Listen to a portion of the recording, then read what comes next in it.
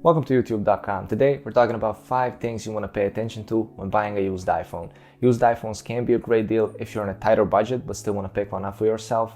You can actually end up knocking off a couple of $100s from the original price going the used route, and if you want to buy an older device that's been discontinued, that's basically the only route that you can take. Since you probably don't want to get hustled in the process, here's a couple of things to pay attention to. Number 1, pretty basic but still needs to be mentioned, and that's checking if you have an iCloud lock on your device. If the previous owner didn't log out of their account, you're gonna have a problem logging into your account, right? Because if you want to log out, you actually need to type in your password, and since you don't have the password of that other person, then you won't be able to log into your account, and it's a whole mess, and we don't want a mess. And you're gonna need Wi-Fi for this one, so maybe hotspot your old device or try to find a local hotspot that's available near you. Okay, there's 2 different routes we can go with this. If, when turning on your phone for the first time, you're greeted with a hello screen, there's just a couple of steps you need to go through to make sure everything is fine and dandy. So let's jump into my phone. I'm going to show you right now. So here, we want to choose our language as well as our location. I'm in Serbia right now, so I'm going to choose Serbia.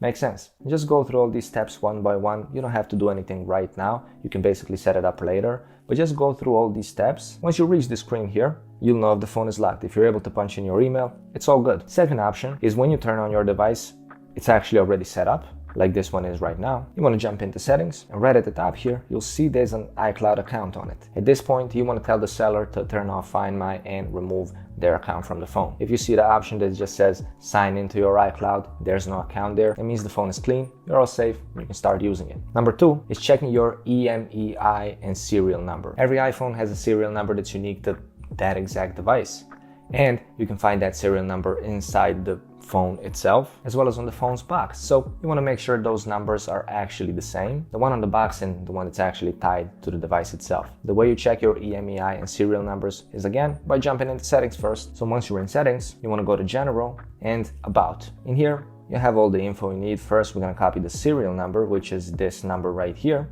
Just hold it down and go to copy. Now we're going to go to our browser and type in iUnlocker. There's a lot of websites that do this, but I like to use this one for some reason. So we're going to type in iUnlocker in Safari. Just paste your serial number here and all this information is going to pop up. Do you have Apple Care, warranty, your purchase and expiration date? So you're going to see how old the phone is. If the seller is saying the phone is old 6 months and this pops up and tells you the phone is actually 2 years old, you might want to stay away from it. It also tells you if it's refurbished or a replacement device and all that stuff. So it's just good to know. And again, you want to check that EMEI and serial number and compare it to the ones on the box of the device. Number 3 is checking if Face ID is working, because that's something that kind of dies pretty often on iPhones for some reason, usually after an update, stuff like that. Also, if there's a botched screen replacement on it, Face ID probably won't work as well, so you want to check that just to make sure. Go to settings, and once you're there, navigate to Face ID and passcode. Then go to setup Face ID and just start the setup process for a couple of seconds just to make sure it's working correctly. You don't have to set up your face completely, but just make sure it's working. Number 4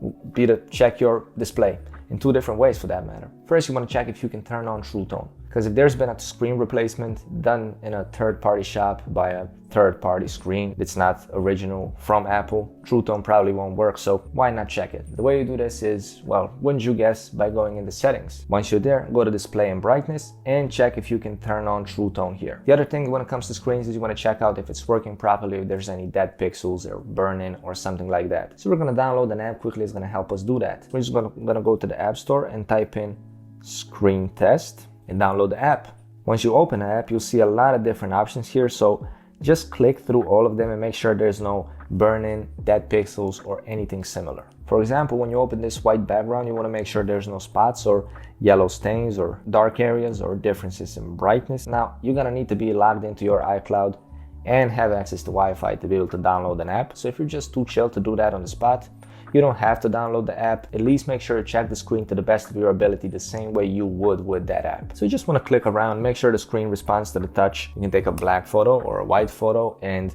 check the screen that way as well without downloading the app. Using the app is a great way to do it, but like I said, since you need to log in, use Wi-Fi and all that stuff, you can just check it for yourself. Number 5 is to check battery health. Navigate to settings, battery, and then battery health, and check your maximum battery capacity. Since it is a used phone, it probably won't be at 100% battery health, but Everything above 84 or 85 is just fine, because you want to have enough juice to last you an extended period of time. So if you pick up an iPhone whose battery health is at 72% and you want to use it for the next 2 years, that battery is not going to last you a long time. You're going to have to replace it, or you're just going to have to charge it constantly, because all batteries degrade over time. So the higher that percentage is, the better. If you're able to find one in the 90s, that's great. Now, that battery percentage indicator isn't 100% correct in all cases, and it doesn't really work the way Apple advertises it, and it's not as important as you might think it is, but still, why risk it? Check it, make sure it's above that 84, 85%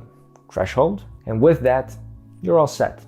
Hope that was helpful. Subscribe to the channel, and thanks for watching.